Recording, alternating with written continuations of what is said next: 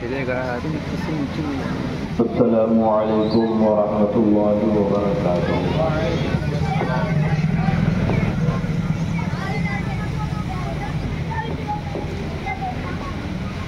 الحمد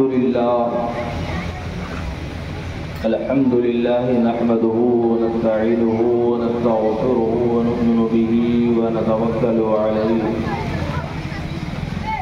ونعوذ باللہ من شرور انفسنا ومن سیئات اعمالنا من يهده الله فلا مضل له ومن يضلله فلا هادي له ونشهد ان لا اله الا الله ونشهد ان محمدا عبده ورسوله فقد قال الله تبارك وتعالى في القرآن المجيد والفرقان الحميد أعوذ بالله من الشيطان الرجيم بسم الله الرحمن الرحيم إنما يريد الله ليذهب عنكم الرجس أهل البيت ويطهركم تطهيرا آمنت بالله صدق الله مولانا العظيم وصدق رسوله النبي الأمين المكين المتين المبين الكريم ونحن على ذلك لمن الشاهدين والشاكرين والحمد لله رب العالمين۔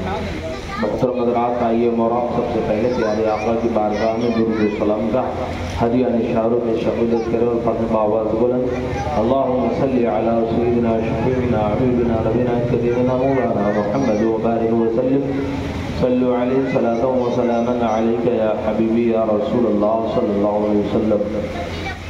محترم حضرات، ابھی اجمیری جامع مسجد کے خطیب و امام صاحب کا خطاب آپ حضرات کی سماعت فرما رہے تھے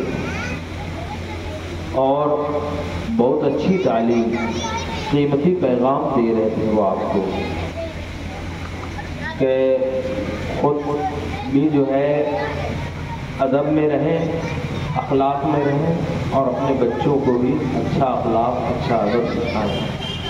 بہت اچھی بات ہے۔ آپ نے اپنے والدین کے ساتھ اگر بیجا سلوک کیا ہے تو یقیناً وہ آپ کے اولاد بھی آپ کے سامنے ویسا بیجا سلوک کرے گی۔ اس لیے اگر اپنی نسلوں کو سدھارنا چاہتے ہو تو طریقہ مصطفیٰ، تعلیمات مصطفیٰ کو اپنا لو اور اس کو عام کر دو، یقیناً تمہاری دنیا اور آخرت سنور جائے گی۔ اللہ کا کلام کیا کہتا ہے اس متعلق؟ اللہ تبارک و تعالی ارشاد فرماتا ہے وَبِالْوَالِدَيْنِ إِحْسَانًا، اور والدین کے ساتھ حسن سلوک کرو، وَلَا تَنْهَرْهُمَا، اور ان دونوں کی جناب میں اف تک نہ کہو۔ اف مطلب بڑھاپے میں اب پیشاب چھوٹ گیا تو ان کو پتہ نہیں چلتا، جیسے کہ بچپنے میں بچے پیشاب کر دیتے ہیں، بول و براز کر دیتے ہیں، انہیں پتہ نہیں چلتا۔ تو ایسا نہیں ہے کہ ماں باپ ان کو ویسے ہی پھینکے پڑے رہتے ہیں، نہیں، ماں سے پوچھئے کہ وہ کڑکڑاتی سردی میں اپنے لگتے جگر کے ٹکڑے کو کس طرح سے پالتی۔ جو ماں باپ ہیں وہ بخوبی جانتے ہیں، اور جو ماں باپ بننے والے ہیں وہ اس بات کو جان جائیں گے، اور جو چھوٹے ہیں ان کے سامنے وہ معاملات آنے والے ہیں کہ آپ اندازہ لگائیں کہ کڑکڑاتی ٹھنڈ کہ اگر بچہ داہنی طرف گیلا کر دیتا ہے بستر تو ماں کیا کرتی ہے؟ بائیں طرف اسے لٹا دیتی ہے۔ اگر بائیں طرف گیلا کر دیتا ہے بستر تو ماں اسے اپنے سینے سے چپکا لیتی ہے، اور پھر وہی اولاد بڑی ہو کر کے اگر انہیں جب زبان درازی کرنے لگے، انہیں جواب دینے لگے، اور جب ضرورت پڑے کہ ان کی خدمت کی جائے تو انہیں بے یار و مددگار چھوڑ دے، تو آپ اندازہ لگائیں کتنی تکلیف ہوتی ہوگی ماں باپ کو، کتنی تکلیف ہوتی ہوگی۔ قرآن نے تو کیا کہا، ان کی جناب میں اس تک نہ کہو، وَقُلْ لَهُمَا قَوْلًا كَرِيمًا، اور ان دونوں یعنی ماں اور باپ کی بارگاہ میں جب بھی بولو پولائٹلی، مطلب پیار سے، بہت ملائمیت سے، بہت اچھے سے ان سے گفتگو کرو۔ وَقُلْ لَهُمَا قَوْلًا كَرِيمًا وَاخْفِضْ لَهُمَا جَنَاحَ الذُّلِّ مِنَ الرَّحْمَةِ وَقُلْ رَبِّ ارْحَمْهُمَا كَمَا رَبَّيَانِي صَغِيرًا۔ سبحان اللہ۔ اور ان کے لیے عاجزی کا بازو پھیلاؤ۔ سبحان اللہ۔ قرآن تو ہمیں تعلیم دے رہا ہے۔ وَقُلْ رَبِّ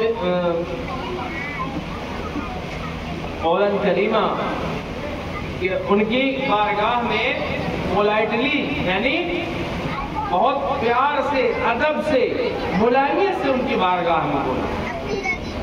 وَاخْفِضْ لَهُمَا جَنَاحَ الذُّلِّ مِنَ الرَّحْمَةِ وَقُلْ رَبِّ ارْحَمْهُمَا، اور ان دونوں کے لیے کہو، کس سے کہو؟ اپنے رب سے، اپنے اللہ سے، كَمَا رَبَّيَانِي صَغِيرًا، کیا کہو کہ اے اللہ ان پر رحم فرما، اس طرح جیسے کہ انہوں نے بچپنے میں مجھے پالا ہے۔ اللہ، یہ کون کہہ رہا ہے؟ یہ اللہ کا کلام کہہ رہا ہے، اللہ تبارک و تعالی ہمیں تعلیم دے رہا ہے۔ لہذا جب ہم پوری دنیا کا مطالعہ کرتے ہیں تو اللہ کا شکر ادا کرتے ہیں کہ اللہ کے رسول صلی اللہ علیہ وسلم نے جو ہمیں تعلیمات دی ہیں، اس میں کس حد تک ہم لوگ آگے ہیں دیگر قوموں کی بنسبت میں بات کہہ رہا ہوں، ورنہ آپ جائیں اولڈ ایج ہوم آپ کو جگہ جگہ مل جائے گا، وردھا آشرم جگہ جگہ آپ کو مل جائیں گے، لیکن مسلمانوں کی یہاں 1-2% کی بات نہیں کرتا یا 5% کی بات نہیں کرتا۔ ہاں، اللہ کا شکر ہے کہ مسلمانوں میں یہ اولڈ ایج ہوم یا پھر وردھا آشرم کی پرتھا نہیں ہے، یہ اس کا مین ثمرہ کس کو جاتا ہے؟ یہ حضور صلی اللہ علیہ وسلم کی تعلیمات کا مین ثمرہ جاتا ہے، اور قرآن مقدس نے ہمیں اسی کے متعلق بتایا ہے۔ وَقُلْ رَبِّ ارْحَمْهُمَا كَمَا رَبَّيَانِي صَغِيرًا، اللہ کی بارگاہ میں عرض کریں گے مولا ان دونوں پر، مطلب ماں پر بھی اور باپ پر رحم فرما، کرم فرما، جیسا کہ انہوں نے بچپنے سے مجھے پالا ہے، بچپنے میں انہوں نے مجھ پر خیال کیا ہے، اے مولا تو اس سے زیادہ ان پر خیال فرما، ان پر رحم فرما، کرم فرما، فضل فرما۔ اور آپ اندازہ لگائیں جیسا کہ حضرت نے بتایا کہ ماں کے قدموں تلے جنت ہے، تو باپ کا کیا کردار؟ باپ اس جنت کا دروازہ ہے، تو یہ نہ سوچے کہ صرف ماں کو راضی کر لو جنت مل جائے گی، جنت اگر مل بھی گئی تو اس میں جاؤ گے کیسے؟ جانا تو دروازے سے ہی پڑے گا، تو اس لیے باپ کو بھی راضی ہونا پڑے گا، باپ کو بھی راضی کرنا پڑے گا۔ اور میں نے تو حدیث پاک میں یہاں تک کے پڑھا ہے کہ باپ کی رضامندی میں رب کی رضامندی ہے، کہ اگر تمہارا باپ راضی نہیں ہے تو آپ کا رب آپ سے راضی نہیں ہوگا۔ اللہ اللہ، یہاں تک کہ اگر میں نے روایتوں میں یہ بھی پڑھا ہے کہ اگر والدین مشرکین بھی ہوں یعنی مسلمان نہ ہوں، پھر بھی ان کی جناب میں ادب سے پیش آؤ۔ سمجھ رہے ہو میری بات ہے؟ یہ اسلام کی تعلیمات ہے کہ والدین کے ساتھ حسن سلوک کرو اور ان کی جناب میں ادب سے بولو، ادب سے ان سے پیش آؤ، ورنہ پھر یہ حساب آپ کو دینا پڑے گا۔ آپ نے اگر اپنے والدین کے ساتھ نہیں کیا تو آپ کی والدین بھی آپ کے ساتھ وہی سلوک کرے گی، پھر بعد میں آپ کو کتنی تکلیف ہوگی، اور پھر یہ سوچو کہ کاش میرے والدین پھر سے آ جائیں تو میں ان کی فرما برداری کر لوں، تاکہ میری جو اولادیں ہیں یہ ہماری فرما برداری کرتے ہیں۔ اس لیے ہمیں اچھی تعلیمات دینا چاہیے، اور خاص کر کے اس میں عورتوں کا کردار بہت بڑا ہوتا ہے، ورنہ ماحول تو بہت خراب چل رہا ہے اس وقت. چھوٹے چھوٹے بچے ایسی ایسی گالیاں دیتے ہیں کہ ان کے کان سے خون نکل آئے. یہ ہمارا کردار نہیں ہونا چاہیے. یہ ہماری گفتار اور ہماری رفتار نہیں ہونا چاہتی. گالی گلوچ کے لیے ہم نہیں پیدا کیے گئے، بلکہ ہم دین اسلام کی ترویج اور اشاعت کے لیے پیدا کیے گئے ہیں. اور اس لیے پیدا کیے گئے، اللہ تبارک و تعالیٰ نے تو فرمایا ہے کہ میں نے جن و انس کو نہیں پیدا کیا مگر اپنی عبادت کے لیے. یعنی اللہ نے عبادت ہی کے لیے پیدا کیا. تو عبادت کب اچھی لگے گی، کھانا کب اچھا لگے گا؟ جب ٹیسٹی بنا ہوگا. اس میں نمک، مرچ اور مسالہ ساری چیزیں جب برابر پڑی ہوں گی تبھی تو وہ ٹیسٹی لگے گا. سب کچھ اچھا بنا دیا، نمک ہٹا دو، کیا بنے گا؟ اچھا نہیں بنے گا. تو اس لیے ساری چیزیں آپ کو دھیان میں رکھنی. ایمان کی مضبوطی، عقیدے کی مضبوطی آپ کو رکھنی ہے. پھر اس کے بعد اللہ کی ذات پر بھروسہ کرتے ہوئے کوئی بھی ایک عمل کیجیے گا، نیک عمل، تو اس کو اگر کسی پر احسان کر دیں تو وہ احسان کا بدلہ اس بندے سے نہ چاہے بلکہ اللہ تبارک و تعالیٰ کی بارگاہ میں لاؤ لگائے. یقیناً اللہ تبارک و تعالیٰ اتنا دے گا اور ایسا دے گا کہ آپ سنبھال نہیں پائیں گے. سمجھ رہے ہیں میری بات؟ یہ ہے درود پاک پر اللہم صلی وسلم وبارک علی سیدنا مولانا محمد صلی اللہ علیہ وسلم بما وآلہ صلو علیہ صلاۃ و سلام علیک یا حبیبی یا رسول اللہ صلی اللہ علیہ وسلم. ماشاءاللہ ہمارے امام صاحب کے 2 بچے ہیں. اللہ ایمان و یقین کے ساتھ انہیں سلامت رکھے. تو محترم، آج حضرت فاطمہ الزہرا رضی اللہ تعالی عنہا کے متعلق امام صاحب نے آپ کے سامنے کچھ باتیں رکھی، آپ کے گوشے گزار کیا، آپ نے سماعت کی. اکثر و بیشتر علماء کرام سے آپ سنتے رہے. بس فرق اتنا ہے کہ ہمیں ان حضرات کے حالات سے، علماء کرام کے بیانات سے کتنی تربیت لینا ہے، کتنی تربیت لینا ہے اور سبق کتنا لینا ہے. بس یہی ڈیپینڈ کرتا ہے آپ کے اوپر. آپ کتنی ان سے ہدایت لیں گے. جتنی زیادہ لیں گے یقیناً دنیا اور آخرت میں کامیابی آپ. اللہ رب العزت سے دعا ہے کہ اللہ تبارک و تعالی ہم تمام کو اپنے والدین کے ساتھ حسن سلوک کی توفیق عطا فرمائے. جن کے والدین گزر گئے ہیں تو وہ اگر آس پاس میں کہیں قریب میں آپ کی پہنچ میں ان کا قبرستان، قبر ہے ان کی، پہنچ سکتے ہیں تو روز جایا کریں. روز اگر نہ جائیں تو کم از کم جمعہ کے دن ضرور جایا کریں اور جا کر کے کچھ پڑھ دیا کریں. ان کی قبر پر پہنچ کر کے کچھ پڑھنے میں کیا ہے، آپ کو زیادہ سے زیادہ سورہ فاتحہ خوب آتی ہے، خوب اچھے سے پڑھیے. اور جو بھی سورت آپ پڑھ سکتے ہیں پڑھیے.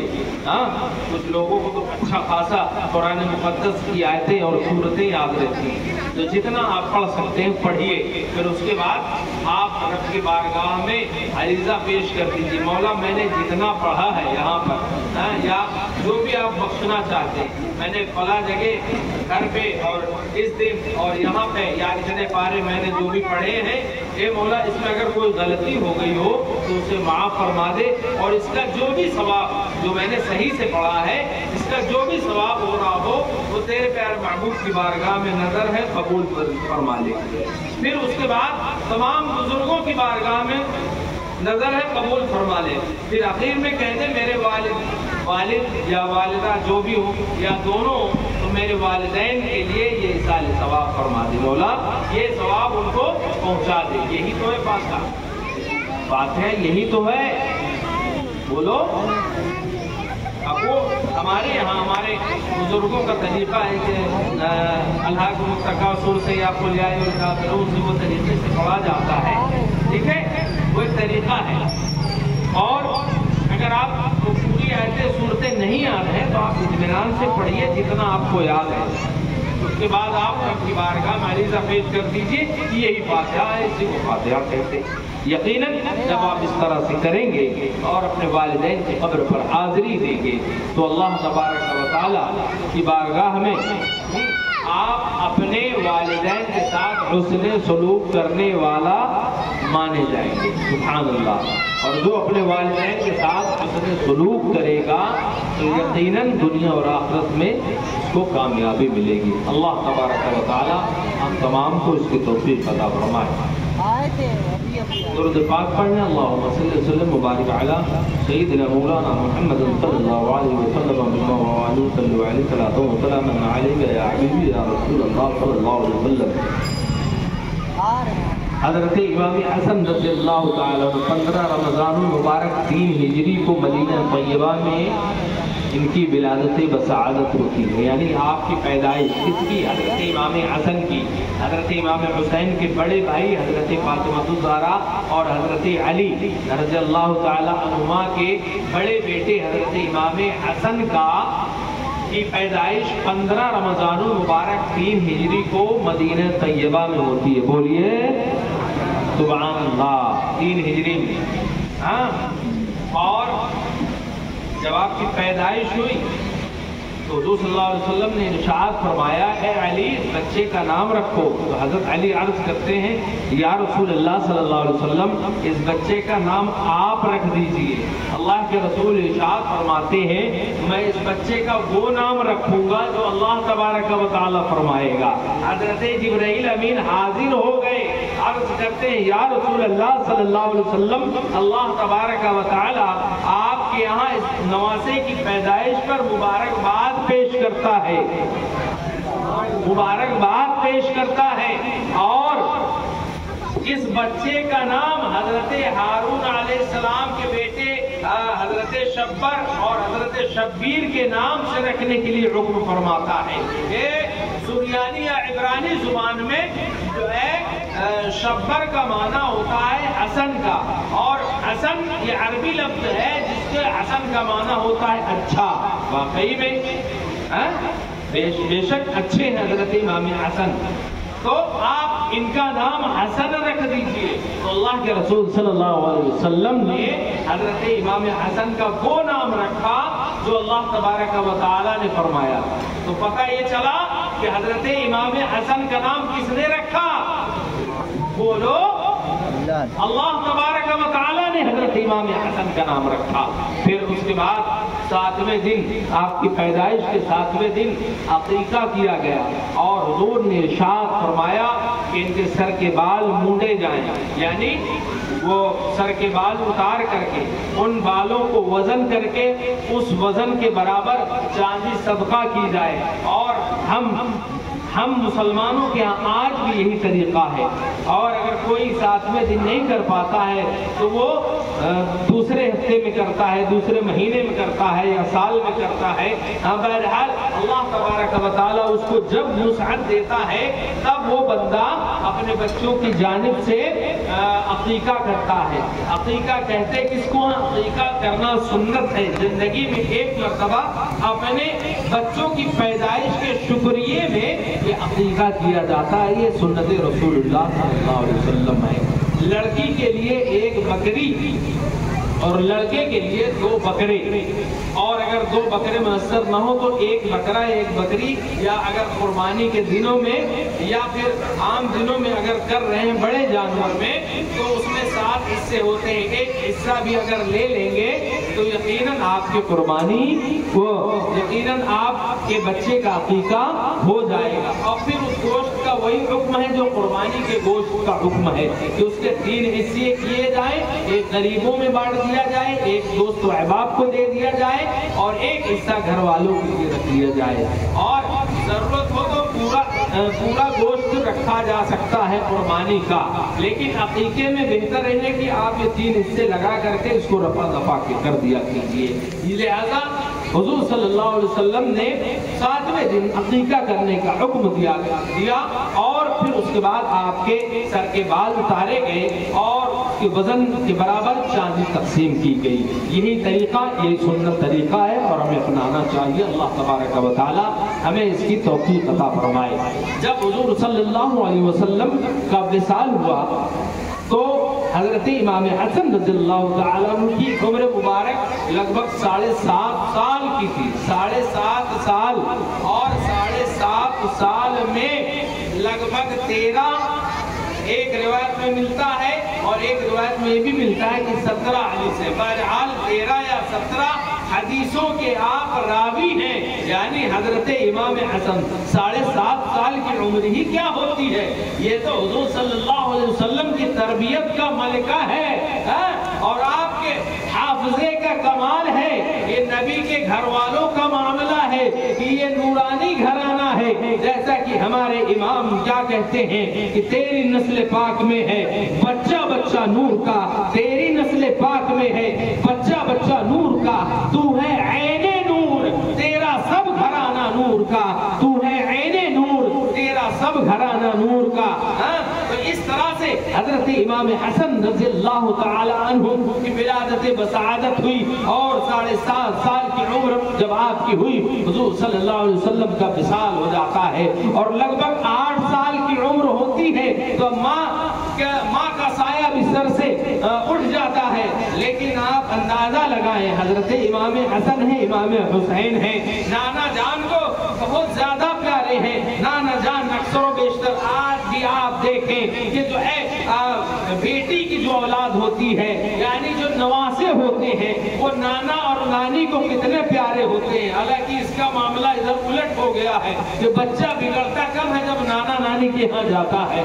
کیوں؟ کیونکہ نانا نانی بچے کو مارنے پیٹنے یا ڈانٹنے نہیں دیتے ہیں، یہاں تک کہ ان بچوں کی ماں بھی اگر اس کو ڈانٹے مارے تو ان کی اماں کھڑی ہو جاتی ہے، یعنی بچوں کی نانی کھڑی ہو جاتی ہے، تو مارنا نہیں، نانا کھڑے ہو جاتے ہیں، ڈانٹنا نہیں، لہذا تربیت دیں، اچھی تربیت دینی چاہیے۔ بہرحال حضرت امام حسن امام حسین رضی اللہ تعالیٰ عنہ کی تربیت حضور صلی اللہ علیہ وسلم کی آغوش میں ہوئی ہے، اور پھر جس کی جو پوری دنیا کو جس نے سنبھالا ہو اور پوری دنیا کا معاملہ جس کے سر پر ہو یعنی ان کے ذمہ کرم پر ہو، ان کی آغوش میں جس نے پرورش پائی ہو، تو اس کی شان کا اندازہ کون کر سکتا ہے۔ حضرت امام حسن رضی اللہ تعالی عنہ کے متعلق حضور صلی اللہ علیہ وسلم اکثر و بیشتر اللہ رب العزت کی بارگاہ میں عریضہ پیش کیا کرتے تھے۔ ایک مرتبہ ایک صحابی رسول عرض کرتے ہیں کہ حضور صلی اللہ علیہ وسلم حضرت امام حسن کو کاندھے پر سوار فرمائے ہوئے ہیں اور رب کی بارگاہ میں عریضہ پیش کر رہے ہیں، اے مولا میں حسن سے محبت کرتا ہوں، تو بھی حسن سے محبت کر، بولو بولو، حضرت حسن سے تو بھی محبت کر۔ اب جب اللہ کے رسول رب کی بارگاہ میں عریضہ پیش کر رہے ہیں، دعا کر رہے ہیں، اے مولا میں حسن سے محبت کرتا ہوں، تو بھی حسن سے محبت کر، تو آپ اندازہ لگائیں یقیناً اللہ کے رسول جب محبت کر رہے ہیں تو اللہ تبارک و تعالیٰ بھی محبت کر رہا ہے۔ اب ان کو کوئی تکلیف دے یقیناً اللہ کے رسول کو تکلیف ہوگی، جب اللہ کے رسول کو تکلیف ہوگی تو اللہ تبارک و تعالیٰ کو تکلیف ہوگی۔ اور پھر قرآن مقدس میں اللہ تبارک و تعالیٰ نے صاف طور پر واضح طور پر ارشاد فرما دیا کہ جو اللہ اور اس کے رسول کو ایذا دیتے ہیں، تکلیف دیتے ہیں، یقیناً وہ لوگ جہنمی ہیں، جہنم کے راستے پر ہیں۔ لہذا آپ اسی بات سے اندازہ لگائیں کہ حضرت امام حسن امام حسین رضی اللہ تعالیٰ عنہ کے ساتھ کس قوم نے کس نے کیا کیا آپ بخوبی جانتے ہیں۔ بہرحال حضرت امام حسن رضی اللہ تعالیٰ عنہ کے متعلق حضور صلی اللہ علیہ وسلم رب کی بارگاہ میں عریضہ پیش کیا کرتے تھے۔ ایک مرتبہ حضرت امام حسن کو حضور اپنے کاندھوں پر جلوہ فرما کر کے لے جا رہے تھے، یعنی کاندھوں پر سوار فرما کر کے لے جا رہے تھے۔ ایک صحابی رسول دیکھتے ہیں، کہتے ہیں نعم المرکب، سواری کتنی اچھی ہے، بولو سبحان اللہ۔ اللہ کے رسول ارشاد فرماتے ہیں اے میرے پیارے صحابی سنو سنو، تم نے سواری تو دیکھ لیا لیکن یہ بھی تو دیکھو سوار کون ہے، نعم المرکب، سوار کتنا اچھا ہے، جنتی جوانوں کا سردار ہے، بولو بولو سبحان اللہ۔ جنتی جوانوں کا سردار ہے۔ ویسے تو ڈھیروں حدیث پاک حضرت امام حسن امام حسین کی فضیلت میں ہے۔ اللہ کے رسول صلی اللہ علیہ وسلم مسجد نبوی میں صحابہ کرام کو درس دیا کرتے اور آپ کے پہلو میں حضرت امام حسن اور امام حسین کھیلا کرتے تھے۔ حضرت امام حسن ہے اور اللہ کے رسول صلی اللہ علیہ وسلم کبھی صحابہ کرام کی طرف متوجہ توجہ دیتے ہیں اور کبھی اپنے نواسے کی طرف توجہ دیتے ہیں، سر پر ہاتھ پھیرتے ہیں اور ارشاد فرماتے ہیں یہ میرا بیٹا سردار ہے حسن، یہ میرا بیٹا سردار ہے اور اللہ کی ذات سے مجھے امید ہے کہ اللہ تبارک و تعالی اس کے ذریعے مسلمانوں کے دو بڑے گروہوں کے درمیان صلح فرما دے گا، مصالحت فرما دے گا۔ اللہ کے رسول صلی اللہ علیہ وسلم نے بچپنے میں یہ فرمایا تھا۔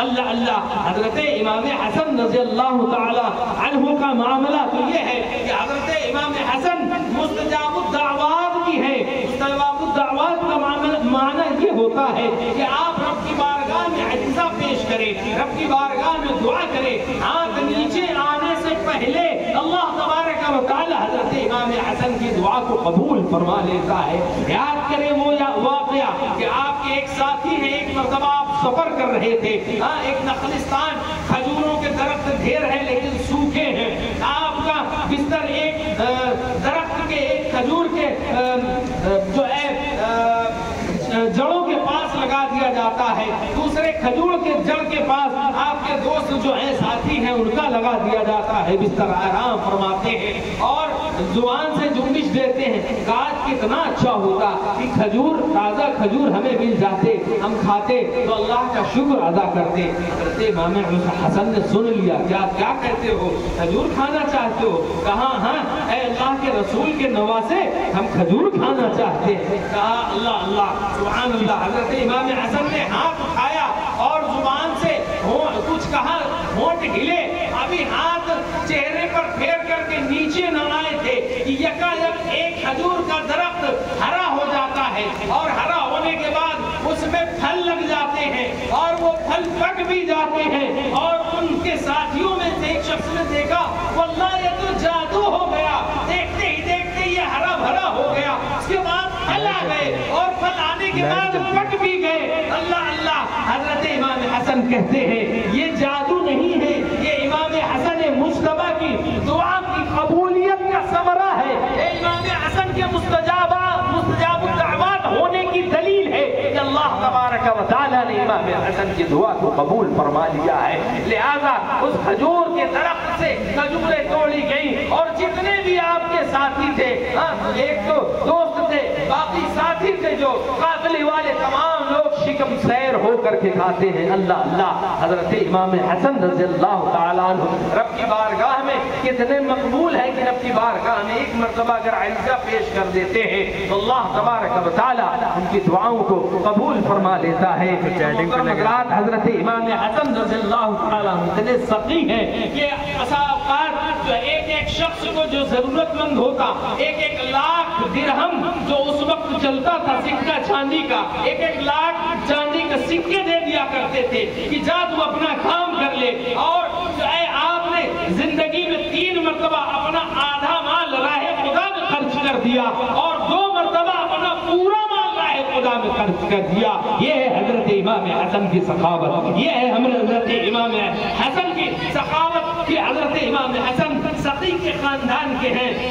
جیسا کہ میں نے اکثر و بیشتر کہا کرتا ہوں، مالک کونوں مکاں ہیں، پاس کچھ رکھتے نہیں، دونوں جہاں کی نعمتیں ہیں ان کے خالی ہاتھ میں اللہ کے رسول صلی اللہ علیہ وسلم کی بات کر رہا ہوں۔ دونوں جہان کی نعمتیں ہیں ان کے خالی ہاتھ میں، تب ان کے گھر والے کیوں کر خالی ہو سکتے ہیں؟ اب جب جیسا کہ میں نے یہ بھی پڑھا کہ تیری نسل پاک میں ہے بچہ بچہ نور کا، ہے تو نسل وہی، ہے تو خون وہی، جب رب کی بارگاہ میں اتنے مقبول ہیں۔ اللہ حضرت امام حسن رضی اللہ تعالیٰ عنہ نے اپنی زندگی میں 25 حج پیدل فرمائے۔ بولو سبحان اللہ۔ حالانکہ عمدہ قسم کے اونٹ اور گھوڑے جو سواری اس وقت کی آپ کے یہاں عمدہ قسم کے تھے، لیکن پھر بھی آپ پیدل حج فرمایا کرتے۔ ایک مرتبہ پیدل تشریف لے جا رہے تھے، اور ایک آپ کے غلام نے دیکھا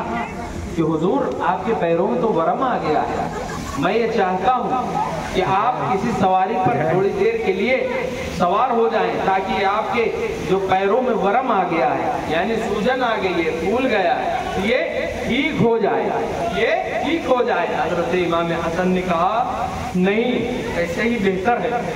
لہذا حضرت امام حسن نے کہا کہ ٹھیک ہے آگے چلو، اور پھر جب آگے چلو گے ایک مقام آئے گا، جب ہماری منزل آئے گی، پڑاؤ جہاں کرنا ہے وہاں پہ ایک حبشی ہوگا، وہ تیل بیچ رہا ہوگا، اس سے تیل لے لینا، وہ تیل لگا لیں گے، ٹھیک ہو جائے گا۔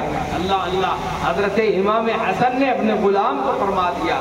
جہاں پہ پڑاؤ کرنا تھا وہاں پہنچے تو واقعی میں ایک حبشی شخص تھا، جب اس کو دیکھا تو وہ واقعی میں تیل بیچ رہا تھا۔ حضرت امام حسن کے لیے اس غلام نے تیل لینا چاہا، کہا کس کے لیے تیل لے رہے ہو؟ کہا حضرت امام حسن کے لیے۔ کہا حضرت امام حسن یعنی حسن ابن علی اور حضور صلی اللہ علیہ وسلم کے نواسے؟ کہا ہاں ہاں انہی کے لیے لے رہے ہیں۔ لہذا اس نے تیل دیا اور اس کے بعد کہتا ہے کہ مجھے حضور یعنی حضرت امام حسن کے پاس لے چلو، میں ان کا غلام ہوں۔ حضرت امام حسن کی بارگاہ میں وہ حبشی غلام آتا ہے، آ کر کے سلام عرض کرنے کے بعد جو ہے کھڑا ہو جاتا ہے، اور حضرت امام حسن نے اس کو تیل پیسہ دینا چاہا جو اس وقت چلتا تھا پیسہ، لیکن اس نے لینے سے انکار کر دیا۔ اتنا عرض کیا کہ حضور میری جو بیوی ہے وہ درد ذہ میں مبتلا ہے۔ درد ذہ کہتے ہیں جو بچے کی پیدائش کے وقت عورت کو جو درد ہوتا ہے اسے درد ذہ کہا جاتا ہے، تو درد ذہ میں مبتلا ہے۔ آپ دعا فرما دیجئے کہ اللہ تبارک و تعالی آسانی فرما دے۔ اللہ اللہ، اللہ کے رسول کی پیارے نمازیں حضرت امام حسن رب کی بارگاہ میں عریضہ پیش کرتے ہیں۔ یقیناً اس کے بعد اللہ کے رسول کی پیارے نمازیں حضرت امام حسن کہتے ہیں کہ تم اپنے گھر جاؤ، یقیناً جب تم اپنے گھر پہنچو گے تو اللہ تبارک و تعالی تمہارے گھر میں ایک حسین و جمیل، ایک بہترین بچے کی ولادت فرمائے گا، اور وہ جو ہے تمہارا فرما بردار ہوگا، اور وہ ہمارے خاندان کا بھی وفادار ہوگا۔ سبحان اللہ۔ اس طرح سے وہ غلام دوڑا دوڑا گیا، جا کر کے کیا دیکھتا ہے، واقعی میں وہ والد بن چکا تھا، وہ صاحب اولاد ہو گیا تھا، اور جیسا کہ حضرت امام حسن نے فرمایا تھا اسی طرح سے واقعہ رونما ہوا۔ تو محترم حضرات، آپ ان چند واقعات سے اندازہ لگا سکتے ہیں کہ حضرت امام حسن کس قدر رب کی بارگاہ میں مستجاب الدعوات تھے، کہ رب کی بارگاہ میں عریضہ پیش کر دیا کرتے تھے تو اللہ تبارک و تعالی ان کی دعاؤں کو ٹالا نہیں کرتا تھا۔ حضرت امام حسن رضی اللہ تعالی عنہ جو ہے کثیر التزوج تھے، آپ کے جو ہے کثیر ازواج تھی۔ حضرت علی نے تو کوفہ میں اعلان تک کر دیا تھا کہ اے کوفہ والو، حسن کے ساتھ اپنی بیٹیوں کو، اپنی بہنوں کو مت بیاہ ہو۔ کیوں؟ کیونکہ وہ جو ہے بہت جلد انہیں طلاق دے دیا کرتے ہیں، چھوڑ دیا کرتے ہیں، لہذا اپنی بیٹیوں اور اپنی بہنوں کا نکاح حسن سے نہ کیا کرو۔ اللہ اللہ۔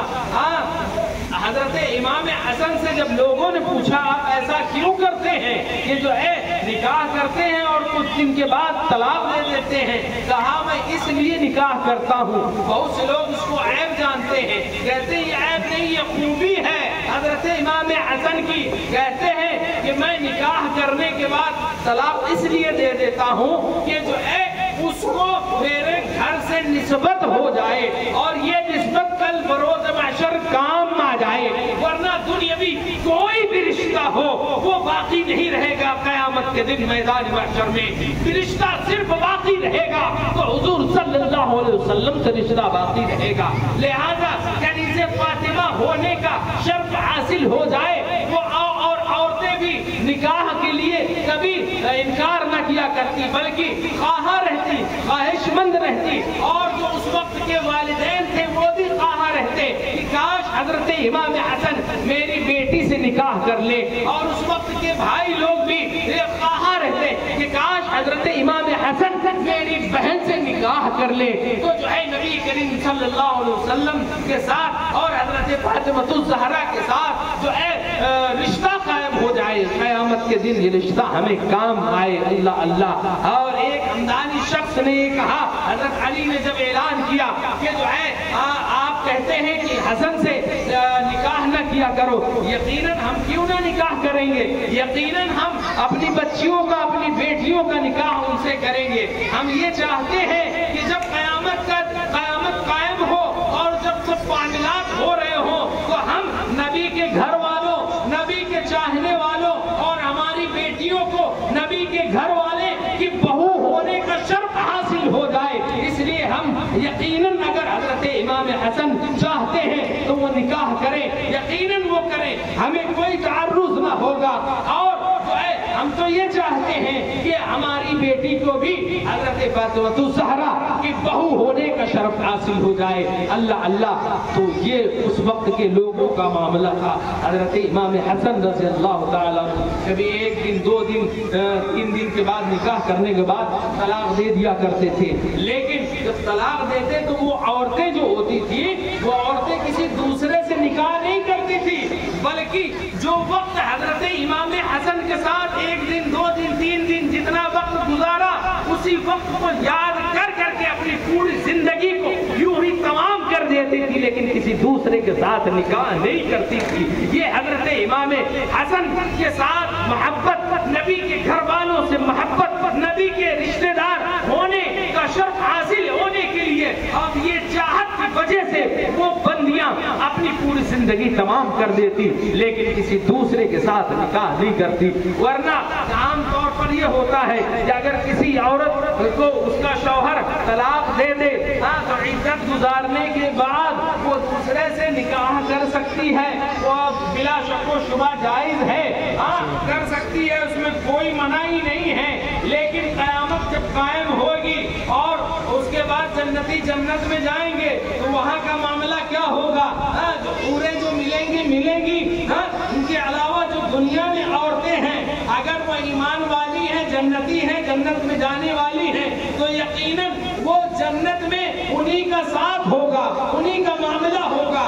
اور وہ معاملہ کس کے ساتھ ہوگا؟ مان لیجئے کوئی عورت نے 2 نکاح کیے تو پہلے والے کے ساتھ جائے گی, دوسرے والے کے ساتھ جائے گی, تو آخر میں جس کے ساتھ تھی اس کے ساتھ وہ جنت میں جائے گی. کبھی کبھی تو ایسا ہوگا کسی عورت کی وجہ سے کوئی شوہر بخشا جائے گا, ورنہ اکثر و بیشتر تو یہ ہوگا کہ مرد کی وجہ سے اکثر و بیشتر عورتیں بخشی جائیں گی, جہنم کے آزادی کا پروانہ ملے گا اور وہ جنت میں داخل کی جائیں گی. ورنہ وہ حدیث پاک آپ یاد کریں کہ جب اللہ کے رسول صلی اللہ علیہ وسلم معراج پر تشریف لے گئے اور حضرت جبرائیل امین نے جب آپ کو تمام جگہ کی سیر کرائی, جنت اور جہنم کو بھی ملاحظہ فرمایا حضور نے, تو وہاں کیا دیکھتے ہیں حضور صلی اللہ علیہ وسلم کہ عورتوں کی تعداد جہنم میں زیادہ ہے. حضرت جبرائیل امین سے ارشاد فرماتے, جبرائیل یہ کون ہے؟ یا رسول اللہ یہ آپ کی امت کی عورتیں ہیں, میری امت کی عورتیں ہیں, کس وجہ سے انہیں عذاب دیا جا رہا ہے؟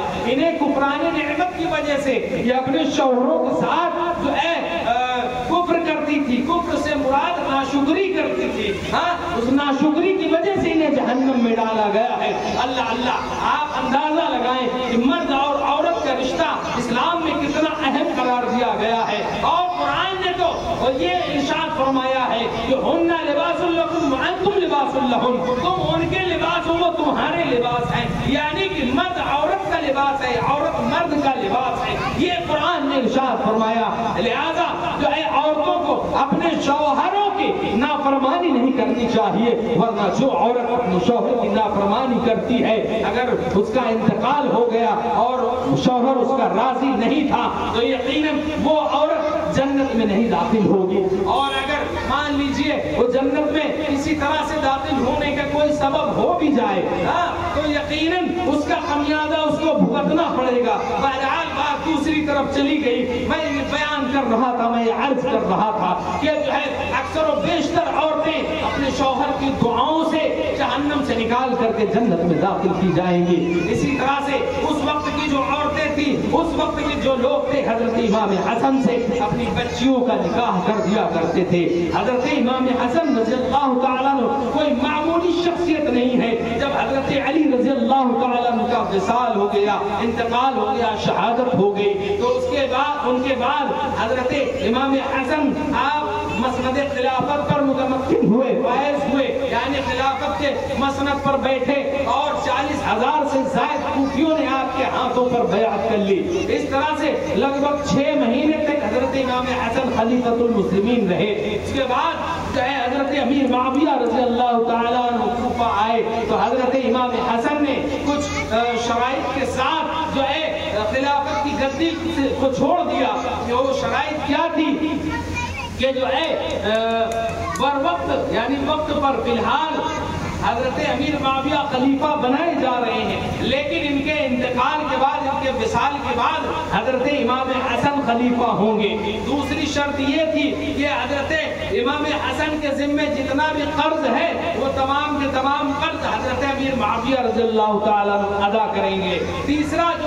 तीसरी जो शर्त थी वो ये कि हजरत अली रज़ी अल्लाह तआला अन्हु के दौर खिलाफत में मक्का मुअज़्ज़मा, हिजाज, मदीना मुनव्वरा और कूफा में दीगर मुकामात पर जो भी मामलात हुए थे, उस मैटर पर किसी से भी बाज़पुश्त यानी कि बाज़पुर्स ये और उससे खुरूज यानी पूछ-गुछ नहीं होगी और उस मैटर को दोबारा नहीं उठाया जाएगा।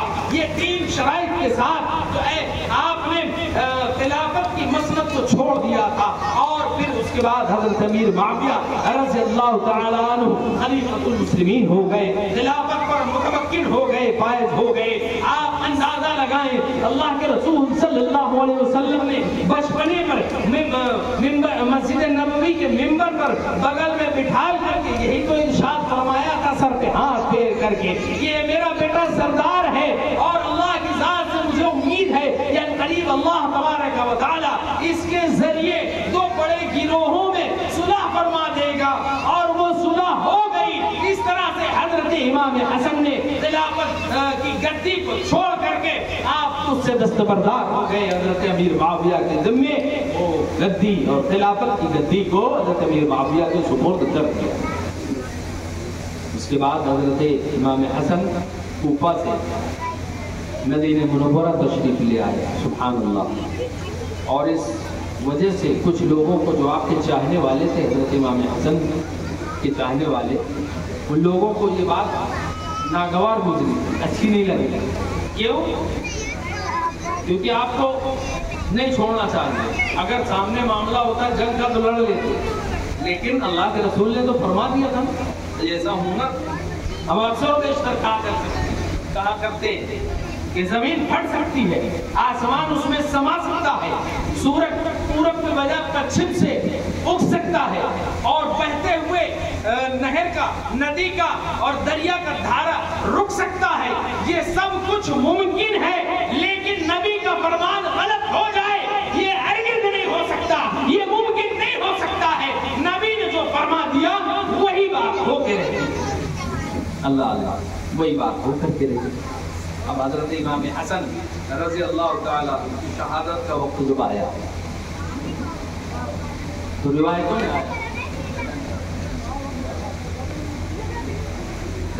में आया कि हजरत इमाम हसन रज़ी अल्लाह तआला को 6 मरतबा जहर दिया गया, जहर हलाहल, जिसे कातिल जहर कहते हैं।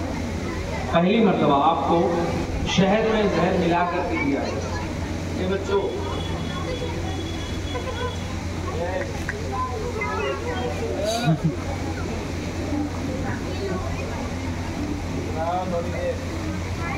पहली मरतबा हजरत इमाम हसन को शहद में मिलाकर के जहर दिया गया। और जब आपको पहली मरतबा शहद में मिलाकर के जहर दिया गया, आपने जब वो शहद तनाउल फरमाया तो माहिए बे आप यानी बगैर पानी के मछली की तरह, जिस तरह से तड़पती है, इस तरह से आप तड़पते रहे। सुबह नमूदार हुई, नाना जान के रोज़े अनवर पर हाजिर हुए, रब की बारगाह में दुआ की। अल्लाह तबारक व तआला ने हजरत इमाम हसन को शिफाए कुल्ली अता फरमाया। बोलो सुभान अल्लाह। دوسری مرتبہ آپ کو کھجور میں ملا کر کے زہر دیا گیا. 6-7 کھجوریں کھانے کے بعد آپ کی طبیعت بگڑ گئی, وہی کنڈیشن ہو گئی. حضرت امام حسن کو دوسری مرتبہ کھجور میں ملا کر کے زہر دیا گیا. پھر اس کے بعد پھر وہی کنڈیشن رہی. صبح نانا جان کے روضہ انور پر حاضر ہوئے اور نانا جان کی بارگاہ میں حاضر ہو کر کے رب کی بارگاہ میں عرض کیا, مولا یہ ایسا ایسا معاملہ ہے, زہر دے دیا گیا ہے, یہ مولا شفا عطا فرما دے. اللہ تبارک و تعالی نے شفا عطا فرما دی. 5 مرتبہ اللہ تبارک و تعالی نے شفا عطا فرما دیا. 6ویں مرتبہ آپ کو ہیرے کی کنی پیس کر کے, ہیرے کی ٹوپ پیس کر کے آپ جو پانی پیتے تھے اس سراہی میں وہ کنی یعنی اس کا جو پیس کر کے ہیرے کی کنی ڈال دی گئی, اس میں ڈال دیا گیا, یعنی وہ بھی ایک بہت قاتل زہر ہوتا ہے, ڈال دیا گیا. جب حضرت امام حسن نے وہ پانی نوش فرمایا تو جو ہی وہ پانی پیٹ میں گیا ہے تو بیان مورخین لکھتے ہیں کہ ایسا لگتا تھا گویا کچھ کٹ کر کے پیٹ کے اندر جا رہا ہے. آخرکار الٹیاں شروع ہو گئی اور دست بھی آنے شروع ہو گئے, اور پھر اس میں کٹ کر کے آپ کے جو اتڑیاں ہیں وہ دست کے راستے نکلنے لگی. اللہ اللہ, کتنا زبردست زہر دیا گیا تھا حضرت امام حسن رضی اللہ تعالیٰ. حضرت امام حسن حسین رضی اللہ تعالیٰ تشریف لاتے ہیں اور عرض کرتے ہیں, بھائی جان بتائیے کس نے آپ کو زہر دے دیا تھا؟ تو حضرت امام حسن کہتے ہیں, میں جس کا نام لوں گا اس کو تم یقیناً سزا دو گے, اس کو مار دو گے. حضرت امام حسین کہتے ہیں یقیناً اسے سزا دیں گے. حضرت امام حسن کہتے ہیں میں یقین کے ساتھ نہیں کہہ سکتا, لیکن اگر میں نے شبہ شک کے بنیاد پر اس کا نام لے لیا تو بلا وجہ اس کو تکلیف دی جائے گی. لہذا اب میرا وقت قریب ہے اور میں رب کی بارگاہ میں حاضر ہونے والا ہوں, اور آپ اندازہ لگائیں کہ شریعت کا اور استقامت کا دامن آپ نے آخری وقت میں بھی نہ چھوڑا. کہ اگر شبہ کی بنا پر میں نے کسی کا نام بتا دیا تو یقیناً لوگ اس کو قتل کر دیں گے یا اسے سزا دیں گے, اور جب یقین ہی نہیں ہے صرف شبہ ہے تو شبہ کی بنیاد پر میں کسی کا نام نہ لوں گا. اللہ اللہ, حضرت امام حسن کی جو بے قراری بڑھتی ہے, بے چینی بڑھتی ہے, حضرت امام حسین عرض کرتے ہیں کہ بھائی جان یہ بے قراری اور یہ بے چینی کیسی؟ حضرت امام حسن ارشاد فرماتے ہیں کہ جو ہے میں ایسی مخلوق دیکھ رہا ہوں کہ اس سے پہلے میں نے ایسی مخلوق نہیں دیکھی ہے, اور میں ایسی جگہ جا رہا ہوں جہاں اس سے پہلے کبھی گیا نہیں ہوں. اللہ اللہ, حضرت امام حسین کہتے ہیں کہ بھائی جان یہ بے قراری بے چینی کیسی؟ در اعلیٰ کی تو آپ جو ہے نانا کے پاس جا رہے ہو, نانی کے پاس جا رہے ہو, اماں حضور کے پاس جا رہے ہو, چچا کے پاس جا رہے ہو, ماموں اور خالاؤں کے پاس جا رہے ہو, پھر یہ بے چینی کیسی؟ حضرت امام حسن کہتے ہیں کہ یہ بے چینی اس وجہ سے کہ میں اس امر میں اس جگہ داخل ہو رہا ہوں جہاں آج تک داخل نہ ہوا. میں ایسی مخلوق دیکھ رہا ہوں جو آج تک ایسی مخلوق کو نہ دیکھا. اللہ اللہ, اس طرح سے حضرت امام حسن رضی اللہ تعالیٰ عنہ کو زہر دے کر کے شہید کر دیا گیا. انا للہ و انا الیہ راجعون. جبھی جیسا کہ میں نے کل ایک شعر پڑھا تھا کہ 2 پھول بطولی گلشن کے, ایک سبز ہوئے ایک سرخ ہوئے, بغداد و عرب جن سے مہکے ان پھولوں کی نکہت کیا کہنا. بلکہ میں تو یوں کہوں گا کہ پوری دنیا جن کی خوشبو سے معطر ہو ان پھولوں کی نکہت کیا کہنا. کہ 2 پھول بطولی گلشن کے بطول حضرت فاطمہ الزہرا رضی اللہ تعالیٰ عنہا کا لقب ہے. ان کے چمن کے, ان کے باغ کے 2 پھول ہیں حضرت امام حسن امام حسین. حضرت امام حسن کو زہر دے کر کے شہید کیا گیا, اسی لیے کہا جاتا ہے کہ ایک سبز ہوئے ہیں. اور حضرت امام حسین کو آلے جارحہ یعنی تلوار سے اور تیروں سے زخمی کر کے خون نکال کر کے ختم کیا جاتا ہے, اسی لیے کہا جاتا ہے کہ وہ سرخ ہوئے. تو ایک سبز ہوئے, ایک سرخ ہوئے, ایک ہرے ہوئے, ایک لال ہوئے, پوری دنیا جن کی خوشبو سے معطر ہو ان پھولوں کی نکہت کیا کہنا. آپ اس بات سے اندازہ اندازہ لگائیں کہ حضرت امام حسن امام حسین رضی اللہ تعالی عنہما رب کی بارگاہ میں کتنے معزز اور متبرک ہیں اور کتنے مستجاب الدعوات ہے رب کی بارگاہ میں، کتنا ماندان ہے ان دونوں بچوں کا کہ ان کے متعلق اللہ کے رسول صلی اللہ علیہ وسلم نے ارشاد فرمایا تھا کہ حسن اور حسین جنتی جوانوں کے سردار ہیں، بولو بولو جنتی جوانوں کے سردار ہیں حضرت امام حسن امام حسین رضی اللہ تعالی عنہما۔ تو محترم حضرات، کہنے کا مطلب مقصد اور مدعا یہ ہے کہ اب چونکہ ان کی شہادت حضرت امام حسن کی امام حسین کی شہادت مقدر ہو چکی تھی اور یہ پورا زمانہ اس وقت کا جانتا تھا کہ حضرت امام حسن امام حسین شہید کیے جائیں گے، اللہ اللہ اللہ رب العزت کی بارگاہ میں دعا ہے کہ اللہ تبارک و تعالی ہم تمام کو شریعت پر، اسلام پر، ایمان پر، ایقان پر، قرآن و حدیث اور شریعت مطہرہ پر پابندی کے ساتھ عمل کرتے ہوئے اپنی زندگی گزارنے کی توفیق عطا فرمائے اور ایمان کی جو ہے برکت عطا فرمائے اور ایمان میں ہم تمام کے ایمان کی حفاظت فرمائے اور ایمان پر ہی خاتمہ فرمائے۔ انشاءاللہ کل سے شروعات ہوگی کہ قتل حسین اصل میں مرگ یزید ہے، قتل حسین اصل میں مرگ یزید ہے، اسلام زندہ ہوتا ہے ہر کربلا کے بعد۔ وآخر دعوانا ان الحمدللہ رب العالمین۔ لا الہ